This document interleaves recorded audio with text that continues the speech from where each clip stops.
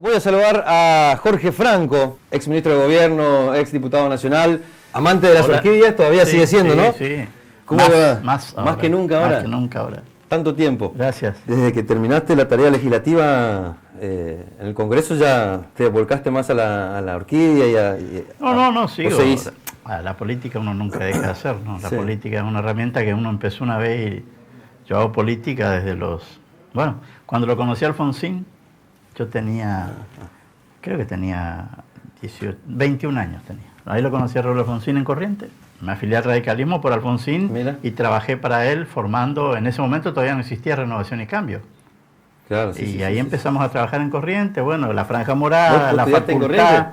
Claro, la facultad. Claro, porque desde la facu básicamente. Claro, ahí creamos la Franja Morada, yo me candidaté Es una consecuencia de la Franja Morada, digamos. Sí, a presidente del Centro de Estudiantes, gano las elecciones, fui el primer presidente del Centro de Estudiantes de la Facultad de Medicina un año antes de la democracia. Yo fui presidente en el 82.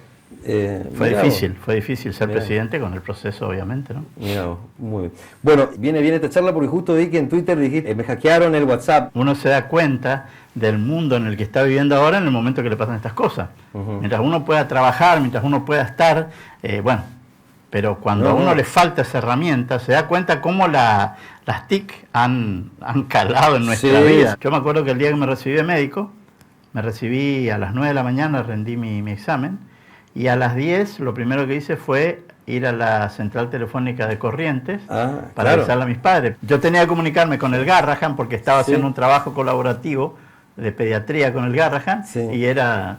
Y después te tocó, me acuerdo cuando le ponían el candadito en el teléfono que para que uno haga larga distancia, ¿no? Nosotros le sacábamos la tapita nomás y la hacíamos igual. Y en Corrientes hacíamos fila cuando un teléfono estaba descompuesto para llamar a nuestra casa. Son bravos. Bueno, ¿cómo fue tu caso? ¿Te robaron? ¿Alguien te robó? A ver, yo siempre estoy muy atento. De hecho, una de las cosas que me estoy dedicando ahora es a estudiar. Y estoy estudiando programación en el Silicon. Mira. Así que estoy aprendiendo y entendiendo un montón de cosas que a veces uno usa y no sabe cómo, ¿no? Claro. Y estoy siempre muy atento a estas cosas. Y bueno, estaba con mi esposa y le llaman a ella en realidad. Una llamada de WhatsApp. Yo en ese momento supuestamente de WhatsApp, tenía el logito de WhatsApp. Claro, estaba con una página de internet. Esa es nueva, renegando con una página que se me caía cada 5 minutos, una página muy engorrosa, y estábamos con ella trabajando en eso, y ella me dice, bueno, y me empieza a preguntar, y yo concentrado le decía sí. Pasaron el código y vos le diste pasaron el código y me dice ella, pongo un teléfono de referencia. Bueno, sí, el mío, porque no. Claro. ¿Y sabés si pidieron plata, algo así? El mío, como tiene la doble autenticación, no, aparentemente nadie me dijo nada. No están saliendo los mensajes de WhatsApp. Ahora, de mi esposa sí. ¿Le robaron a tu esposa también? A mi esposa fue. Y yo, por añadiduría, por dar el teléfono como meterle como referente. Y bueno, a ella sí pidieron dinero y además ofreció en venta dólares. Obviamente que la gente que recibió no le hizo caso y se comunicó por otra vía con nosotros, nos conoce. Y bueno, y ahí yo comuniqué con otras redes sociales el hecho y bueno, pues me pareció que hice la denuncia, la policía me atendió muy bien, me sorprendió el conocimiento de la policía en el tema, porque yo dejé el ministerio hace 8 años, 8 y pico, y en ese momento mucho esto no sé. Apenas era la llamada de la cárcel era por ahí, medio complicado, claro. Pero había muchos casos ya, ¿no? Sí, y ¿sabes cuál era lo que yo veía? Por eso creo que este debate que se está dando es interesante, porque había un agujero, yo no sé si legal, pero había un agujero de seguridad por lo menos, que a veces algunos padres, en intimidad, cuando yo iba a una reunión en un barrio, algo me decían, la foto de los chicos, los mensajes de los chicos, y nadie sabía qué hacer cuando le pasaba eso. Iba la policía, obviamente hacía la denuncia, pero la policía también estaba iniciando un proceso de conocimiento de este nuevo delito, que primero se hizo de ese tipo, cuasi extorsivo, por así decirlo. Nosotros estamos hablando acá de delitos livianos, que es robo de WhatsApp, o si no estamos hablando de estos casos de pedofilia online. O imágenes de personas, y ahora con el agravante de la inteligencia artificial. que te generan imágenes. Yo decía, pensaba, está bien ir hacia adelante, porque veníamos en marcha atrás, ¿no? Sea lo mejor o no, está bien ir hacia donde... Era necesario, era necesario. Obviamente que hay distintas visiones del tema, pero era necesario una ley de este tipo, porque te digo, había un agujero legal, ponerle, como dicen los abogados, pero había un agujero de seguridad también. La gente no sabía qué hacer cuando tenía un problema. Iba a la policía y denunciaba, pero ahora ¿dónde lo encuadraban? Lo encuadraban en el Código Penal. Ahora, ¿quién se hacía cargos? La ventaja de esto es que él va a tener sus elementos de actividad, porque también acá le permite al fiscal, y seguramente alguno va a discutir y no va a estar de acuerdo conmigo, pero le permite al fiscal prevenir el delito. ¿Cuál es tu lectura de lo que pasa en la política de Misiones hoy, con esta oposición que tenemos? Quiero escucharte. Yo creo que la política de Misiones siempre fue diferente a la política nacional. Cuando me tocaba actuar, me acuerdo que yo iba a Buenos Aires y me preguntaban, ¿cómo hacen para convivir ustedes dentro de la renovación? O cuando todavía el radicalismo tenía mucha fuerza en la provincia, ¿cómo era en nuestros inicios, digamos, allá por el 2005, 2006? No quiero ser histórico ni histérico, pero hay que decirlo. Digamos. Claro, entonces, y uno ve que la política de Misiones es distinta. Hay mucho respeto entre a los opositores con el oficialismo y el oficialismo con los opositores. Más allá de las chicanas propias, no existe lo que existe en otro lado, no suelen haber agresiones, de tipo familiar. Yo tuve un solo caso de agresión familiar que fue contra mi familia, contra un hijo mío, que fue en el 2006. Y eso 2006. Que pasaste momentos álgidos, digamos. Pasé momentos difíciles, pero siempre hubo respeto, y pasé momentos difíciles cuando estaba en el llano, cuando el radicalismo discutíamos con el peronismo en ese momento que gobernaba, pero nunca tuve agresiones en lo personal. Sí, en el 2006 fue la única vez que tuve agresiones de tipo personal y familiar, donde hubo una cosa muy seria con un hijo mío. ¿Física? ¿O amenaza, algo así? Amenaza con un hijo mío. ¿De quién? ¿De la sociedad o de la política?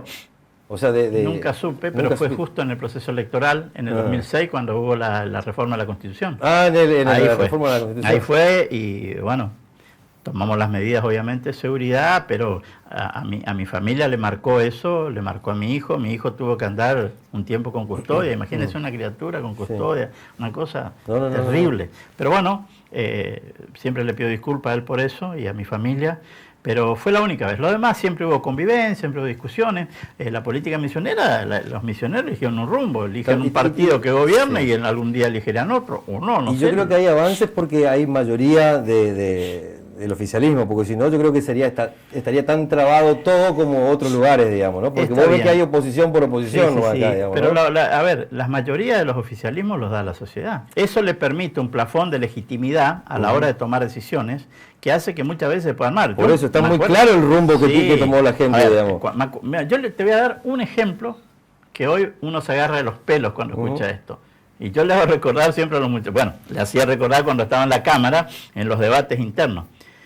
Cuando allá por el 2005 Carlos Rovira decide hacer el centro de convenciones y decide hacer la biblioteca, recuerdo. La discusión que nos planteaban era que ese edificio iba a tumbar los aviones. Semejante barbaridad. ¿Cómo se puede decir que un edificio que y las críticas que hubo también por la construcción del mismo lugar que ahora es... hoy es emblemático para los misioneros y no hay quien no haya tenido algún familiar, aunque sea que en algún momento pasó por ahí. No, sin duda... Y sin embargo nos discutían de que ese edificio iba a tumbar los aviones. La sociedad no se equivoca cuando nos acompaña y cuando no nos acompaña, nunca se equivoca. La gente marca el rumbo y uno tiene que escuchar, estar atento y tomar decisiones en función de eso. Ahora, en Misiones se dan a una realidad, porque los misioneros somos mansos, somos personas de diálogo. Obviamente que golpeamos la mesa cuando nos queremos defender.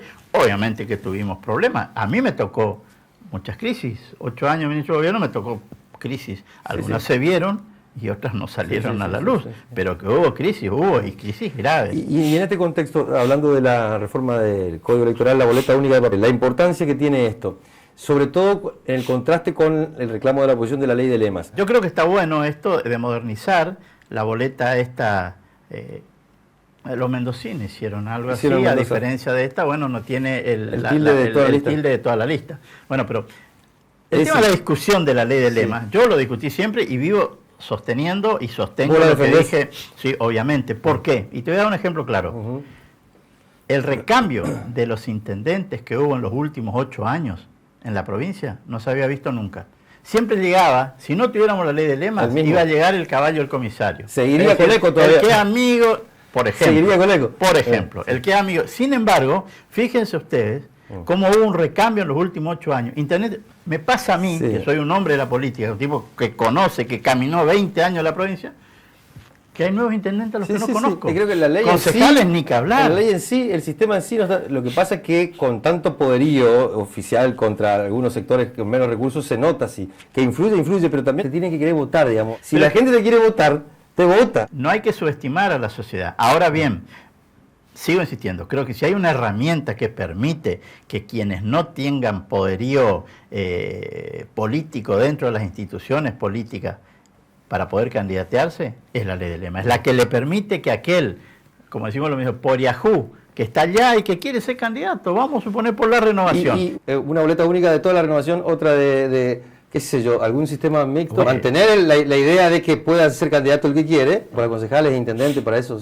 En vez de tener todas las boletas, uno solo de la renovación, otro de... Podría ser desde el punto de vista de la economía, de papel y todo lo demás, pero creo que el hecho en sí de permitir la participación de quienes no tengan fuerza ni económica ni política dentro de una estructura partidaria para presentarse, creo que la ley de lema que es más valioso eso que toda la crítica. La ley de lema, la ley de lema la va a cuestionar siempre el que está en la oposición. El día que llega oficialista es muy probable que diga la verdad que no era tan feo, porque eso pasa así.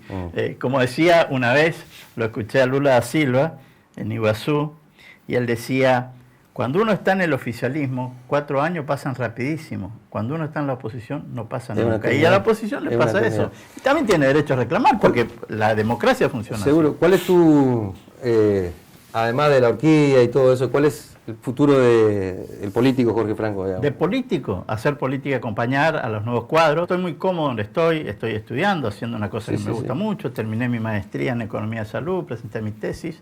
Si quieres un día te la paso, porque es sobre los accidentes de tránsito del Gran Posada. Tantos años. De hecho, en la gestión, en los 8 años tuyos, es donde se modificó mucho de eso y se concientizó mucho sobre los Bueno, yo quería darle un ribete científico a las decisiones que tomé en su momento. Oye, es como que la gente ya lo tiene incorporado.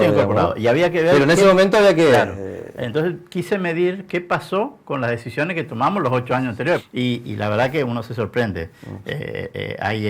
Incluso hasta investigué sobre la cuestión de género en el accidente de tránsito. Todo un capítulo interesantísimo. Bueno, por eso otra cosa. Te decía, me dediqué a estudiar, ahora estoy en el Silicon estudiando. Pero acá en la mesa te llaman por teléfono, te consultan. Los amigos siempre. Muy bien. Siempre. ¿Quedaste con muchos amigos dentro de la renovación? Muchísimo. Me preguntan, que vimos Lucas Pinelli, nos encontrábamos en la cámara y hablábamos, y él me preguntaba algunas cosas. Gracias, Doc, y por el esfuerzo sobre todo. Gracias por venir hasta acá. Favor. Nos reencontramos la próxima. Si Dios quiere, la salud acompaña y otra cosita acá en HDP por Somos Misiones. Nos vemos. Chau.